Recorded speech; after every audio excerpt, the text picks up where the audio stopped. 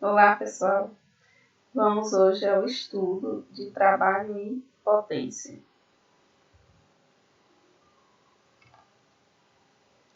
O que é trabalho, gente? Trabalho é quando você tem um objeto qualquer, né? Aplica sobre ele uma força e a partir daí ele sofre um deslocamento. Você aplica uma força F, representada aqui pelo vetor F, e ele sofre um deslocamento representado pelo Dzinho aqui, o vetor Dzinho. Então, ele se desloca por uma certa distância e o trabalho a gente calcula por essa fórmula aqui, né? F vezes D vezes cosseno de θ, em que F é a força aplicada sobre o corpo e D é o deslocamento dele, vezes o cosseno do ângulo entre a força e o deslocamento.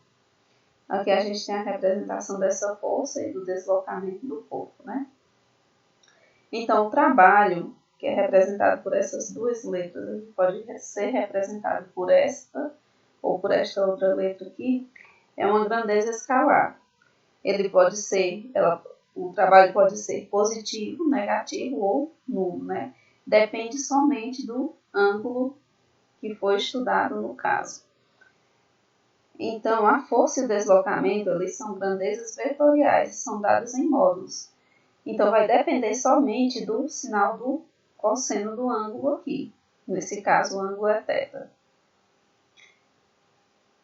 E nesse caso aqui que eu falei, o trabalho ele terá sempre o mesmo sinal do cosseno desse ângulo aqui. Quando esse ângulo θ ele estiver entre 0 e 90 graus, ou seja, naquele primeiro quadrantezinho, aqui um exemplo a gente tem do vetor F aqui, ó, ele está no primeiro quadrante. Se você for imaginar aqui o eixo das ordenadas e o eixo das abscissas, ele está entre 0 e 90 graus. Quando ele estiver entre 0 e 90 graus, o cosseno de θ também vai ser maior que 0. Por quê? Porque o cosseno, gente, é dado pelo eixo das abscissas, né? O eixo X. Para vocês lembrarem sempre, a gente pode falar assim, ó. Cosseno com sono é aquele que está deitado, é o eixo X. Seno sem sono é aquele que está em pé, o eixo Y. Então, se aqui no primeiro quadrante o X é positivo, então o cosseno vai ser positivo. E, consequentemente, o trabalho também vai ser positivo. Por quê? Porque o trabalho depende somente do cosseno do ângulo, se ele é negativo, positivo ou zero, ou nulo, né? Nesse caso aqui, quando o trabalho dá maior que zero, o trabalho é motor, ou seja, a força ela ajuda no movimento do corpo. Aqui a gente tem o movimento do corpo da esquerda para a direita, na horizontal, né? E a força ela está empurrando, está ajudando. Se esse ângulo θ ele for igual a zero e o deslocamento for na horizontal, gente, o que a gente vai ter? Que o trabalho vai ser zero. Por quê? Porque o cosseno de 90 vai ser zero. Então, quando a gente calcular o ângulo aqui a gente tem a força normal, por exemplo, e a gente tem o deslocamento do corpo para a direita, né? Na horizontal. Juntos eles vão formar um ângulo de 90 graus. Quando a força e o deslocamento juntos formam um ângulo de 90 graus, a gente tem um trabalho igual a zero, ou seja, ele não realiza trabalho. O trabalho é nulo. Então, cosseno de θ, sendo que θ é 90, a gente vai ter que o cosseno de 90 é zero, então o trabalho, consequentemente, vai ser zero. Por quê? Porque na fórmula do trabalho a gente tem que a força vezes o deslocamento vezes o cosseno do ângulo é igual ao trabalho, né? Então, se o cosseno do ângulo for zero, vai tudo zerar, porque multiplicando vai dar zero. Agora, se a gente tem esse θ entre 90 e 180, ou seja, ele já está lá no segundo quadrante, né? Ó, ele está aqui e o movimento do corpo está para o outro lado. Então, juntos eles vão formar um ângulo de 180 graus. Movimento do corpo para cá e a força para o outro lado. A gente tem, por exemplo, a força de atrito, né? Sempre que o movimento do corpo a força vai para um lado, a força de atrito puxa para o outro lado. Então, a força de atrito é um exemplo aqui que forma um ângulo de 180 graus. Nesse caso aqui é um trabalho resistente, ou seja, a força ela vai atrapalhar o movimento do corpo. Tanto é que se você jogar um objeto e ele sair deslizando, em algum momento ele vai parar. Por quê? Por causa da força de atrito, que é essa força aqui que vai atrapalhar no movimento do objeto. Então, o cosseno de θ, nesse caso o θ vai ser 180, e o cosseno de 180 é menos 1. E o trabalho vai ficar negativo por isso. Porque quando multiplicar tudo aquilo por menos 1, vai dar menos o trabalho, né? Então, ele vai ser negativo. E as unidades... lembrando, gente, que nesse caso aqui, ó, a força normal com o movimento do corpo, ele só vai ser nulo. Por quê?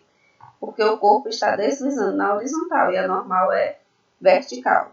No mesmo caso, ocorre para a força-peso. Para a força-peso, ele vai estar na vertical e o movimento na horizontal, se for o caso. Agora, no movimento do elevador, por exemplo, a força-peso é a força normal e o deslocamento. Aí o trabalho não vai ser nulo. Por quê? Porque o deslocamento é na vertical, ou descendo ou subindo, né? E a força vai ser também na vertical, que é a normal ou a força-peso.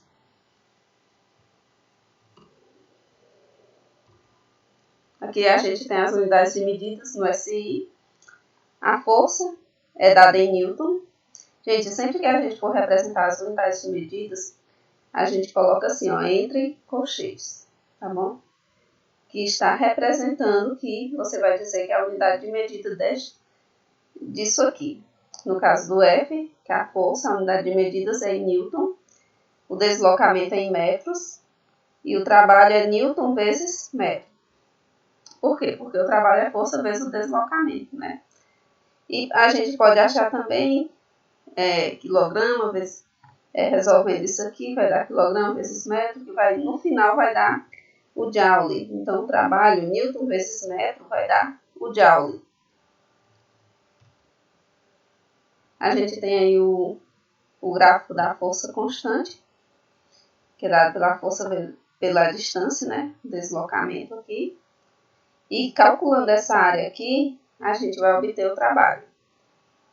Por quê? Porque o trabalho é numericamente igual a essa área, ou seja, igual em número.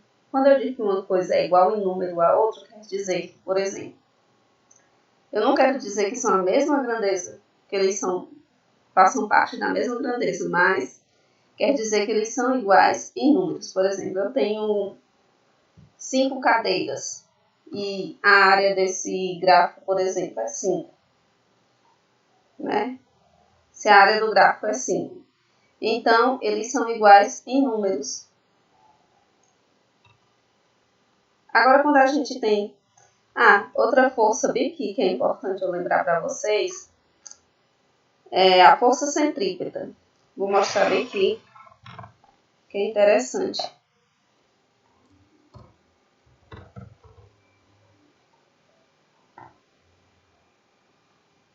A força centrípeta, vocês sabem, não sei se vocês lembram, a gente tem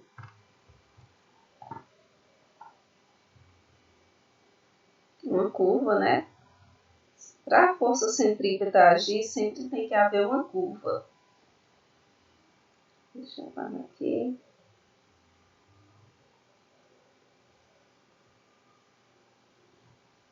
Pronto, a gente tem uma curva aqui. E o que faz haver essa força centrípeta aqui, gente, é uma força que puxa para o centro, né? Força centrípeta, ela está aqui. Força resultante centrípeta. Essa força resultante centrípeta, ela é sempre perpendicular à velocidade, ou seja, ao deslocamento.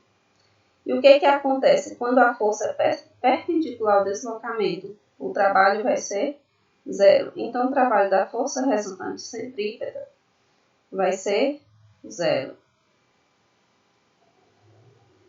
Em todo ponto, por exemplo, se eu pegar outro ponto aqui dessa curva, vamos fechar aqui mais um pouquinho. Vou pegar outro ponto aqui. Aqui eu tenho a força resultante centrípeta, por exemplo. É para ser reto, viu? Aqui a gente tem a força resultante centrípeta. Mas a velocidade, que é o deslocamento, ele vai ser o quê? Perpendicular a essa força. Sempre vai ser dessa forma. Então, o trabalho sempre vai ser negativo. O trabalho da força resultante centrípeta. Continuando aqui.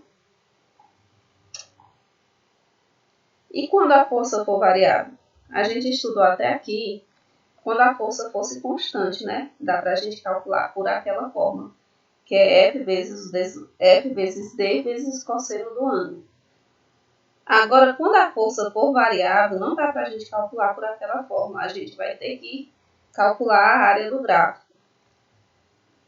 Ó, acima do gráfico, a gente tem o trabalho motor, que é onde o trabalho é positivo. E abaixo do gráfico, aqui, ó, essa área aqui abaixo do gráfico, o trabalho é resistente. Por quê? Porque ele é negativo. Então, para eu calcular o trabalho de uma força variável, eu vou ter que somar o trabalho de cada área dessas aqui. Nesse caso aqui, ó, o trabalho 1 vai ser numericamente igual à área 1 e o trabalho 2 numericamente igual à área 2. Ou seja, eu vou calcular essa área, vou calcular essa outra, sendo que essa aqui, a área não é negativo, mas o trabalho sim, tá bom? Então, você calcula em número para saber quanto vale e na parte de baixo você coloca o sinal negativo. Então, o trabalho é dado pela soma dos trabalhos aqui. Do trabalho motor e do trabalho resistente. A gente tem aqui o trabalho da força-peso agora. O trabalho da força-peso, ele é dado por M vezes G vezes H, quando o corpo está caindo, ou subindo, ele é dado por menos M vezes G vezes H. Só muda o sinal. Por que, gente, que só muda o sinal? Faltou uma parte bem aqui, que eu queria falar também, que é importante. Vou voltar bem aqui, só para eu lembrar para vocês. Quando esse ângulo θ, por exemplo, a gente viu que quando ele era igual a 90, né? Quando ele valia 90, que a força e o deslocamento formavam um ângulo de 90 graus. E a gente viu quando ele estava entre 0 e 90. E quando ele estava entre 90 e 180. E quando ele estiver em 180, por exemplo, quando o ângulo for 180, então o trabalho, gente, vai ser negativo, tá certo? E quando ele for igual a 0, o cosseno for igual a 0, então o trabalho vai ser nulo, tá bom?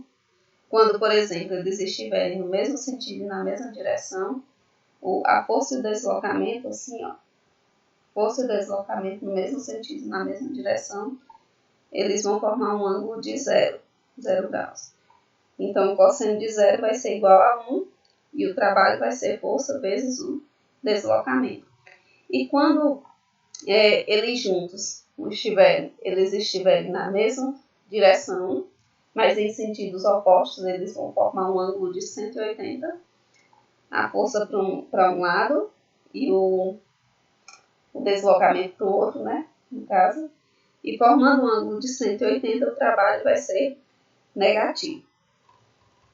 Não podia deixar de explicar essa parte, que é importante para essa aqui, ó. Lembrando agora, eu tenho um corpo, uma bola aqui, no caso, de massa, uma certa massa M. Aqui sobre ela está agindo a força-peso, né? A força-peso é sempre vertical e para baixo. Aqui a gente tem a ação das forças da gravidade, aceleração da gravidade, representada pela letra G. E a altura, ou seja, a altura do ponto A, de onde ele parte, até o ponto B, onde ele chega. E aqui a gente tem um plano para tomar como base. Nesse caso aqui, a gente vai ver que é a mesma fórmula, só que a gente vai usar as informações que a gente tem. Nesse caso aqui, vou colocar aqui no Paint para mostrar melhor. Deixa eu apagar aqui.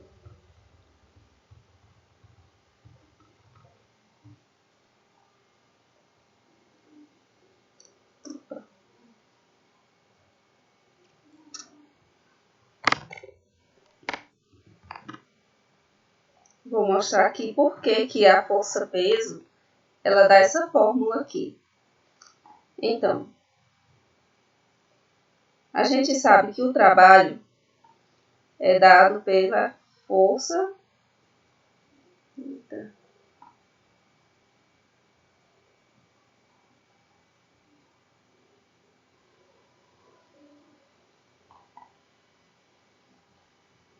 O trabalho é dado pela força vezes o deslocamento vezes o cosseno do ângulo, né?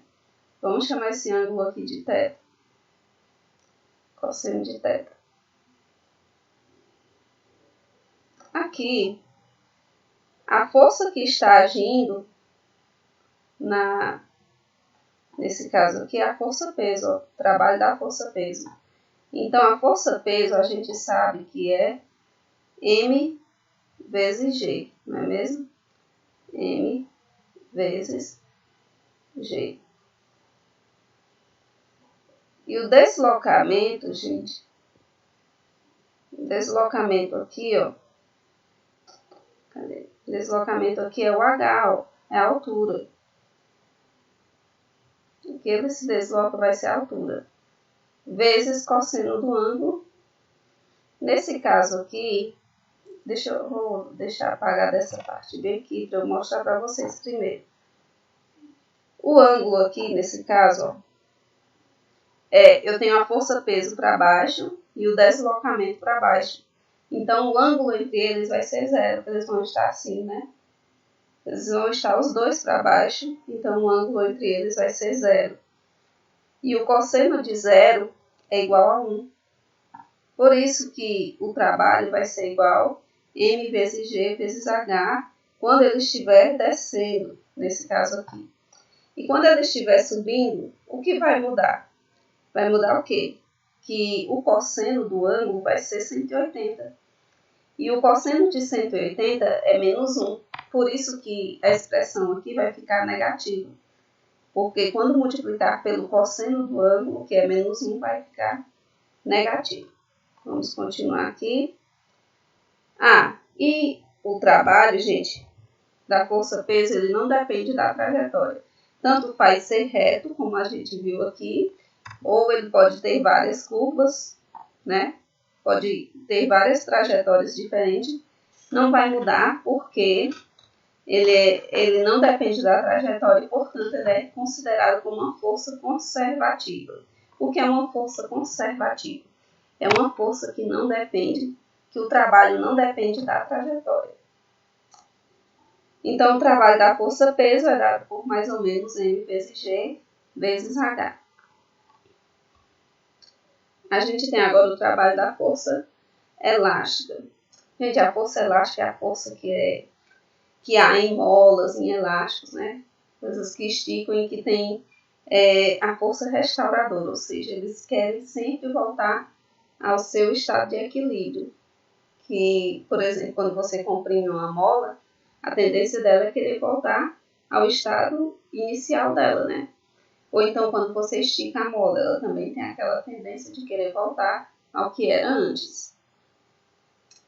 Então, pela lei de Hooke, ele descobriu que a força elástica é dada por K vezes X, em que K é a constante da mola, vai depender do material da mola, da quantidade de anéis que ela tiver, e o X é a deformação dessa mola. Nesse caso aqui está demonstrado que é o X, a força agindo, né, empurrou essa mola e ela sofreu uma deformação. Olha, ela estava aqui, a deformação dela foi até aqui. Então, o X é a deformação da mola. E a força elástica ela é uma força variável, então a gente não pode calcular por aquela fórmula. Trabalho é igual a força vezes deslocamento vezes o cosseno de θ. A gente vai calcular por a área do gráfico. E como ela é variável, a gente vê aqui que ela é uma função afim. Ó,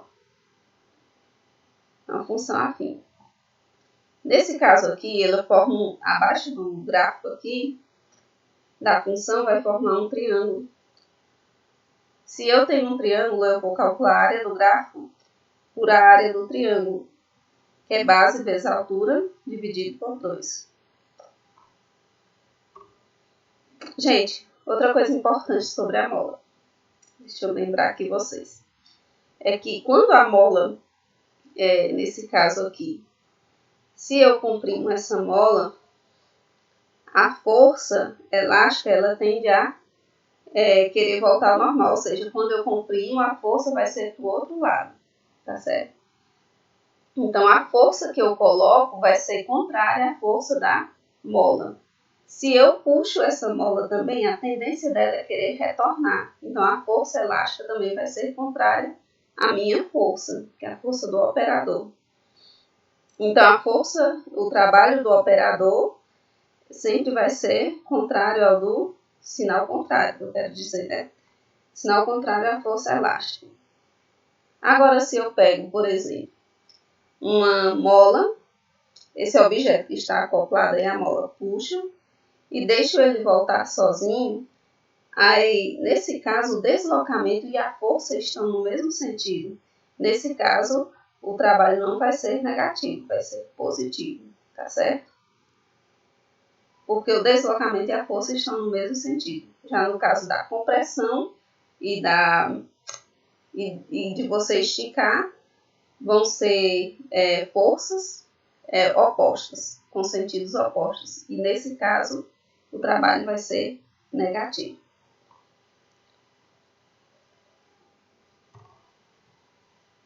Sim, retornando aqui, a gente calcula a área do gráfico, porque a força elástica ela é uma força variável, e a gente vai calcular, o trabalho é numericamente igual à área, base, que vale x, a base vale x, ó, e a altura vale x vezes k vezes x, né? Então, k vezes x vai dar k vezes x ao quadrado. X vezes x dá x ao quadrado. E o k não tem como, só multiplica com x, né? Dividido por 2. Por quê? Porque a área do triângulo é base vezes altura dividido por 2. Quando o sinal é positivo, o trabalho é motor. E quando ele é negativo, o trabalho é resistente. O trabalho da força resultante, assim como a soma de todas as forças aplicadas sobre ele, o trabalho da força resultante sobre o mesmo corpo é a soma dos trabalhos, né? Quando a gente tem as forças e quer saber a força resultante, a gente não soma todas as forças. Então, o trabalho é só somar todos os trabalhos também, que eu vou ter o trabalho resultante. Matematicamente, o trabalho resultante é igual ao somatório de todos os trabalhos. Lembrando, gente, o trabalho é uma grandeza escalar, tá bom? Então, é bem mais fácil de trabalhar com ele. Potência mecânica. Vamos lá para outra parte do nosso conteúdo. Potência mecânica. A potência mecânica ela relaciona o trabalho realizado por uma determinada máquina com o intervalo de tempo necessário para realizar.